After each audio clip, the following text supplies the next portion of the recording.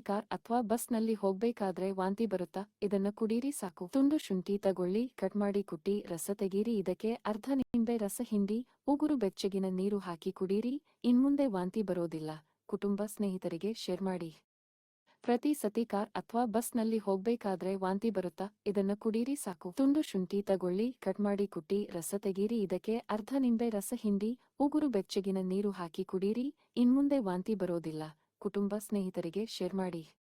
ಪ್ರತಿ ಸತಿ ಕಾರ್ ಅಥವಾ ಬಸ್ನಲ್ಲಿ ಹೋಗ್ಬೇಕಾದ್ರೆ ವಾಂತಿ ಬರುತ್ತಾ? ಇದನ್ನ ಕುಡೀರಿ ಸಾಕು. ತುಂಡು ಶುಂಠಿ ತಗೊಳ್ಳಿ, ಕಟ್ ಮಾಡಿ ಕುಟ್ಟಿ ರಸ ತೆಗೀರಿ. ಇದಕ್ಕೆ ಅರ್ಧ ನಿಂಬೆ ರಸ ಹಿಂಡಿ ಉಗುರು ಬೆಚ್ಚಗಿನ ನೀರು ಹಾಕಿ ಕುಡೀರಿ. ಇನ್ಮುಂದೆ ವಾಂತಿ ಬರೋದಿಲ್ಲ.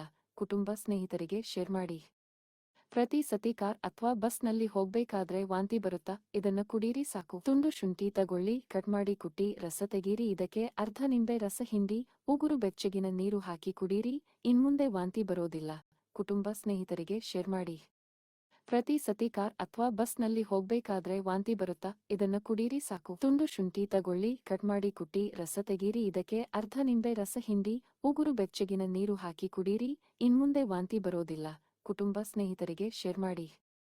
ಪ್ರತಿ ಸತಿ ಕಾರ್ ಅಥವಾ ಬಸ್ನಲ್ಲಿ ಹೋಗ್ಬೇಕಾದ್ರೆ ವಾಂತಿ ಬರುತ್ತಾ? ಇದನ್ನ ಕುಡೀರಿ ಸಾಕು. ತುಂಡು ಶುಂಠಿ ತಗೊಳ್ಳಿ, ಕಟ್ ಮಾಡಿ ಕುಟ್ಟಿ ರಸ ತೆಗೀರಿ. ಇದಕ್ಕೆ ಅರ್ಧ ನಿಂಬೆ ರಸ ಹಿಂಡಿ ಉಗುರು ಬೆಚ್ಚಗಿನ ನೀರು ಹಾಕಿ ಕುಡೀರಿ.